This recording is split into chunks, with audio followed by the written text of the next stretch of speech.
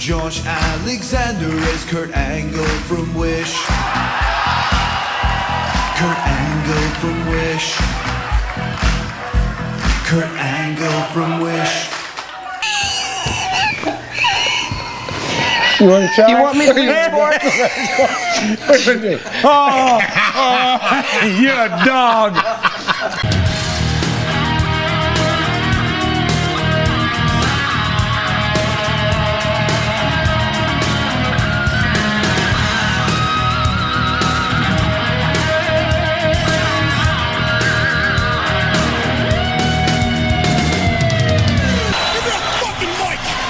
What is going on? Welcome to No Chill Promos. How y'all doing? Hope having a blessed Friday if you're watching this. And before I get into this week's review for TNA, just gotta do a quick shout out to all subscribers to the channel and to the followers on Rumble. Still at 132 subs, but slowly but surely the number's gonna keep on going up. Alright, it's only a matter of time. So, with that said, let's get into it. Alright, this was a decent episode. There's some shit that happened, so let's get into it. Alright. First, we start off with your boy Hammer. Alexander Hammerstone going up against Steve Macklin. And the crowd did not give two shits about this match. They were quiet as fuck. It's said that Hammerstone got more of a response in NXT than he does in TNA. But hey, it is what it is. This match was a showcase of Hammerstone's strength, pretty much. Like, you see him hit a standing spine buster to Macklin. He locks in on a abdominal stretch while working on the ribs. He does a deadlift, kind of like a deadlift pump handle fall away slam. It was very impressive, right? Then I see Macklin. He hits that spear from the trio weld that he does. One of his signature moves. He does like the tag him, bag him, that shit. Alright. Fast forward, we see Hammerstone hitting a avalanche overhead belly-to-belly suplex to Macklin. Now, as he was trying to go for the pendulum nightmare that he does, Macklin counters, does a schoolboy roll-up for the 1-2-3. And your winner is Macklin. Alright, Hammerstone ain't having it. That was some bullshit, so he attacks him, locks in a torture rack, Lex Luger style. EY, Eric Young comes up for the save. He attacks Hammerstone, gets him out of the ring, and then we see Jake Something coming out. Alright, and then we see Hammerstone and Jake Something size each other up. But it's basically the story of the enemy of an enemy is a friend. So that's all that happened here. Alright, but it's bullshit that Hammerstone lost because he was whooping Macklin's ass for like the majority of the match. I mean, I don't know, man. I can see Hammerstone going to NXT, honestly. Him and Hendry at this point. So if they're not going to push him, you know what I mean? So, I don't know. But yeah, we move on. Next, we see the System backstage. And I'll just paraphrase real quick. Moose was like, Alicia, you're going to continue to dominate the women's tag team division. JDC, you're going to be the loose cannon for the System. Brian Myers, my boy, you're going to be a 3-time tag team champion. Eddie Edwards, you're a walking legend. I can't even recall how many titles you won here in TNA. And as for me, Moose, you're looking at your 4-time TNA World Champion. Trust in the System. That's it. Moving on. You see Macklin talking to Eric Young backstage. He said that at Emergence, he earned his respect and that he will go to war for Eric Young. And he's got his back against Hammerstone, against Jake Something, against anybody who wants it. So all that happens here. Fast forward. Next match is Heather Reckless versus Giselle Shaw. And this is arguably probably my favorite match of the night, to be honest. This was a story of power versus speed. Heather does a double tilt-a-whirl head scissors to Shaw. Fast forward, we see Shaw doing Braun Breaker's finisher to Reckless. That military press by power slam that he does. Alright, then fast forward, we see Ash by Elegance. And her concierge who wanted to get a close-up on the action. Alright, fast forward, we see Heather hits a satellite DDT to Shaw, and she tries to go for the running knee or double knees to the corner. Shaw catches her, does a slingshot into the Canadian Destroyer, which the crowd popped. The crowd was more into this match than they were for Hammerstone and Macklin. Fast forward, we see Shaw hitting the spine on the Pine, the spine buster, 2 count. She hits the kind of like the backbreaker that Jamie Hayter does into a flatliner. So it's kind of like a combination of that and the lethal injection that Jay Lethal does. She calls it Shock and Awe, which is an appropriate name because this was a sick move, not gonna lie. Well executed. Fast forward, we see Giselle Shaw climbing up the top rope, but we see Ash by Elegance can evolve, causing the distraction, which is enough time for Heather to get back up, and she hits her finisher called Wrecked. Get that ass wrecked. It's kind of like an avalanche Spanish fly, but she does it like in Arabian style. So that's the first time I really seen that. So she hits her finisher. 1, 2, 3. Your winner is Heather Reckless. Alright, now I've seen her before. And I forgot to mention this earlier that she was a protege of Seth freaking Rollins. Alright, so anybody that is under his tutelage knows how to work. Fast forward, we see another teaser, and I must miss this last week. I definitely missed this because I don't recall seeing this. But and I've heard people talking about this shit. I'm like, ain't no way, but it's true. The rumors are true that one of my favorites, my number 5, right? And whenever I do the my top favorite women's wrestlers list, like when I get more subs, she's on this list. This woman right here, Xia Li. Alright, one of the first videos I did, I started making YouTube videos, was about her and how bullshit it was that she got released from WWE. Still pisses me off because she never even had a chance. They push her for like 2 weeks and then she's off for like 8 months. You know what I mean? Like, you don't see her for the rest of the fucking time. So it's like, how the fuck can a person get over? So she's coming to the knockout division, and she needs to win the knockouts title 110%. Like, do what the fuck Triple H failed to do. Him and Vince, push her. Push this woman, please. And TNA, they have a tendency of doing so. All right, so I hope that she gets a shine here in TNA. I really do. So I'm looking forward to seeing how Xia Li's run here in TNA goes. All right, we're gonna move on. Next, we see a promo from the indie god, Matt Cardona, and the beautiful, sexy Steph DeLander. Alright, now Steph was about to talk. Matt grabs a mic. He says, he's like, shut up, woman. Like, you're supposed to stand there and look good. I do the talking. I came back from a life-threatening injury for all you people. You should be thanking me. Alright, and what does Santino do? He wants to be in a random-ass tag match against that freak PCO and that old washed-up-ass Rhino. So I went back to the locker room, I talked to the boys, and I found one of the biggest, toughest, meanest, scariest monsters in the TNA roster. And my partner for Victory Road is none other than Steph DeLander. And you better not be on some bullshit trying to help out your husband. Alright, there better not be no Victory Road screw job. There better not be no finger poke of doom. Because if you fuck me over, because I swear to God, you're going to take the first flight back to Australia. Because I'm packing your ass up out of TNA for good. And then we see PCO coming out. He's heard enough. So he comes out, he wants to whoop Matt Cardona's ass. Matt tries to hide by Steph DeLander like he did last week, but this time Steph low blows him. PCO then hits the chokeslam to Cardona, and that ends the segment. Alright, so moving on, we see Spitfire talking to Gia, and Gia was like, what's your guys' emotions heading into Victory Road? Because if you lose, you guys break up for good. And then Jody was like, yeah, I know. Like, that's why I told Santino this, because this is it. It's do or die.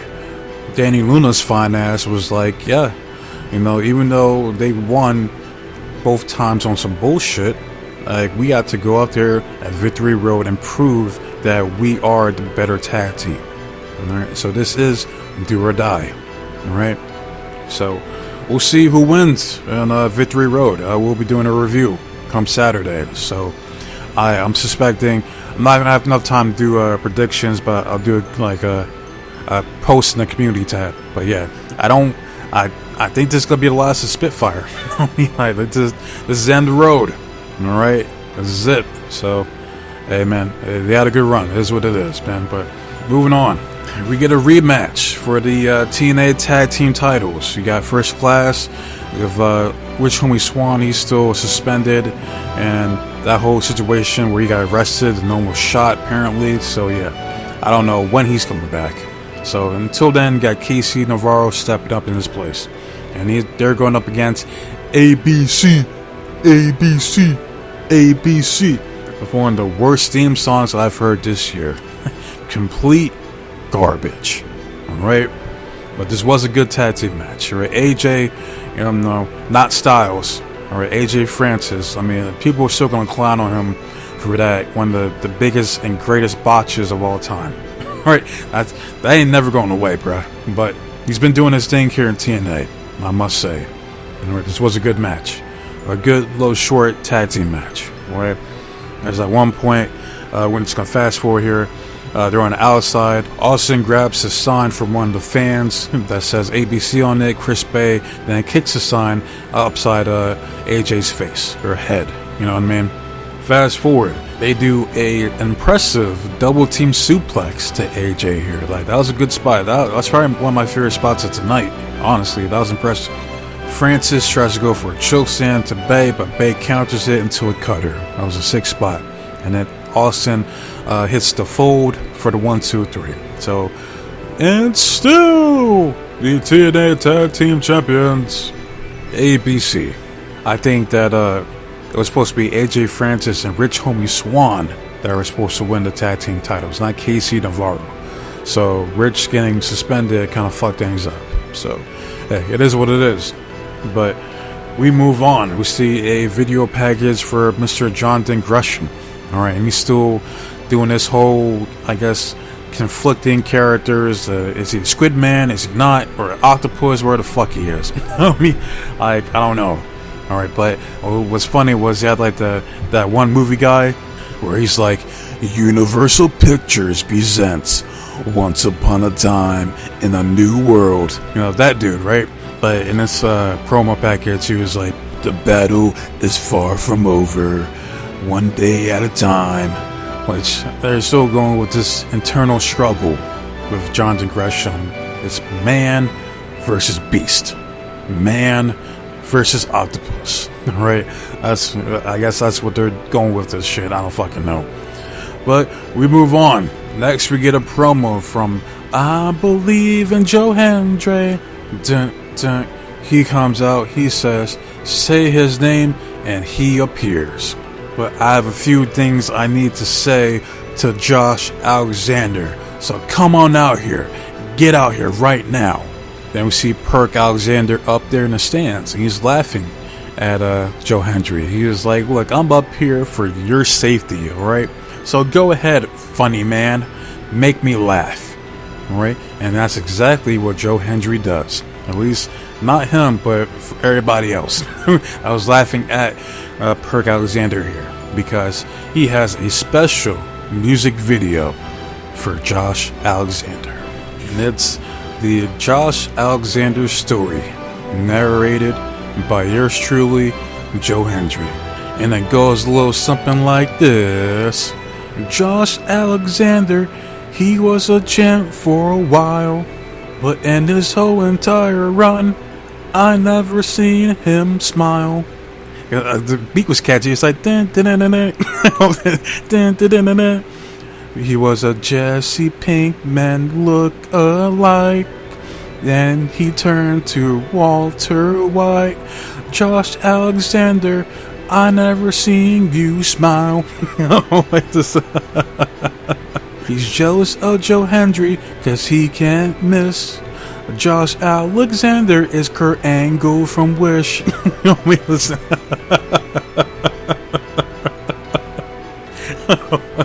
I'm sorry. It takes talent to not only make the song catchy, but roast the shit out of their opponent at the same time. That's what you did here again with Perk Alexander. I'm sorry, this was hilarious. And then we see afterwards, we see the only person that wasn't smiling was Perk Alexander. That dude was mad as shit, as he should be. All right, and then he says, like, see, that's the bullshit I'm talking about, man. See, like, I should be the one in NXT dropping people on their fucking heads, not you. You suck. You're a joke. You didn't deserve the opportunity.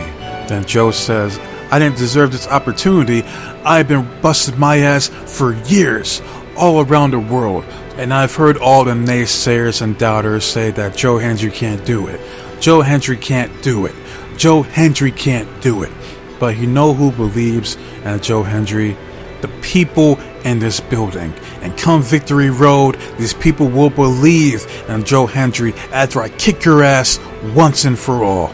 Josh says that come Victory Road, this failed experiment that's called Joe Hendry will be done once and for all, because I'm going to show you and the rest of the world what a real professional wrestler looks like. Alright, I'm paraphrasing, but that's basically what these two said. Alright, which was a good exchange. This was probably the segment of the night, honestly. Alright, so as far as the match, I don't know. Hendry should obviously win, but Tommy Dreamer might be on some bullshit and have Perk Alexander go over. And yet we see Joe Hendry get hoed, get fucked over yet again.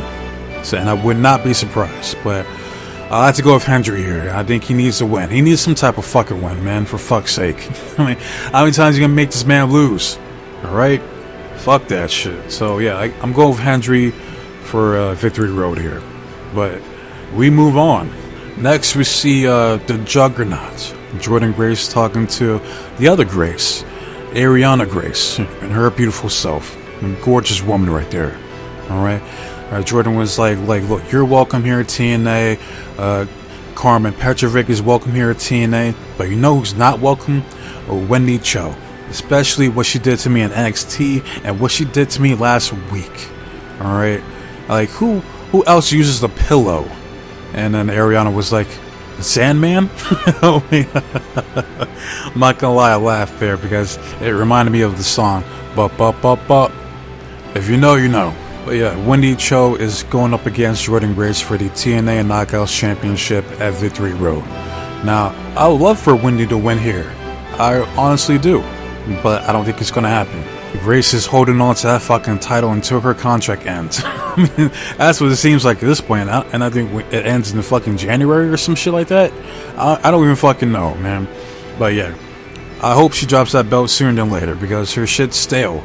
Her shit's been stale because she has no viable contenders because she beat everyone at just pretty much within TNA. Alright, so yeah, I don't fucking know, man. But we move on. We see a promo from my nigga, Mike Santana. Basically what he said was, you know, people come on here and they like to list off their accomplishments. But I ain't gotta say shit. Alright, I'm gonna keep it a buck. Alright, you guys know where I've been, you know where I came from. But I do have to give a round of applause to Nick Nemeth. Alright, he's been doing his thing out here, repping TNA. I can respect that. But I pray to God that Moose wins at Victory Road, because that's just one more thing that I get to take away from Moose. Alright, I'm coming after his pride, I'm coming after his dignity, I'm coming after everything you have, Moose. And that's all he really said here, so we move on to the next match, and that's Isaiah Brookside versus Ash by Elegance. Alright, decent little match, I guess, for what it was. Gonna fast forward. We see Ash try to do the Rikishi drop, where he just sits on top of the opponent, but Isaiah moves out the way, and then we hear Ash be like, my ass. It's just like my butt. Shit reminded me of the Nia Jax spot where she does it to the ring apron area, and she was like, "My hole." Yeah. So Zaya like kicks her in the back. She runs the ropes, but the concierge trips her, and of course the ref doesn't see it. All right. Fast forward, we see Ash getting some revenge, and she spanks Zaya Brookside on her ass, and she's like, "How do you like that, huh? You ain't laughing now, are you?" All right. Fast forward, we see Zaya Brookside locking the octopus stretch, and she follows up with the Russian leg sweep for the 2 count. Fast forward, she does her broken wings. Apparently, that's what it's called, like the running double knees to the corner. Does it twice. Tries to go for a 3rd time, but Ash dodges out the way. And then we see Heather Reckless coming in, and she pulls Zaya Brookside into the turnpost. Alright. Ash takes advantage and stacks her ass up for the 1, 2, 3. And yeah, they're not doing shit with Zaya Brookside, man, at all. She's a forgotten member of Club Venus at this point, man. So you hate to see it, you know. Like I don't know, yeah, I don't know what to say, man. It sucks, especially if you're a fan for Zaya Brookside, man. I don't know what to tell you guys. It is what it is, you know. So moving on, we see a promo from the current TNA World Champion Nick Nemeth. He was basically saying how, Moose, you had one chance. You had that one opportunity to face me man to man and look me in my eye. But no, what do? You go to social media. You cry to Triple H, Rock, Shawn Michaels, John Cena of your whims. And like that matters. Alright, but and it seems words seem to hurt you. They don't hurt me, but here's some words for you. All of those guys that you cried to, I've been in the ring with them and I beat them. Just like I'm gonna beat you at Victory Road, because I'm the wanted man, and this title ain't going nowhere. That's basically all he said here, so we move on. Next we see Heather Reckless talking with Ash by Elegance and her concierge. Alright, Ash was like, someone helping me out for once. That's interesting. And then concierge was like, look, if you want a personal makeover, then you hit up my personal concierge. Alright? And that's it. So we move on to the main event. It's a tag team match of the Hardys versus the System. Alright? And I'm just going to fast forward here to the finish. Oh, and apparently it was either, I think it might have been Jeff's birthday, if not Matt's. One of the Hardys. It was their birthday, so happy birthday. Alright, but then fast forward. Alright, we see Matt Hardy hand the top rope twist of fate to Brian Myers. He's done. We see Jeff Hardy hit the twist of fate stunner to Eddie Edwards. And Matt Hardy hits a twist of fate of his own. And then Jeff Hardy hits the swanton for the 1, 2, 3. So your winners are the Hardys to close out the show, which they had it coming because they finally got their revenge after the System pretty much hospitalizes them like a few weeks ago. Alright, just like right before Emergence. Alright, so yeah, that's it for TNA this week, and I will be back tomorrow to do a review for Victory Road later on today, or tonight, that is. Alright, so you watch TNA, let me know how you guys felt about this week's episode. Alright, there was some good, there was some bad, but overall it was a decent episode. Alright, so love it, hate it, comment, subscribe to the channel. It's all the same to me. I just want to see the engagement and the feedback from you guys. That's why I do these videos. Alright, like I said earlier, tomorrow will be the Victory Road review. I'll probably do the PWI video as well this weekend, and I don't know about Sunday. I'll have to see. But yeah, wishing enough for you guys this time. So with that said, be safe, be blessed, take care of yourself, and trust in God. I'm out of here. Till next time, adios.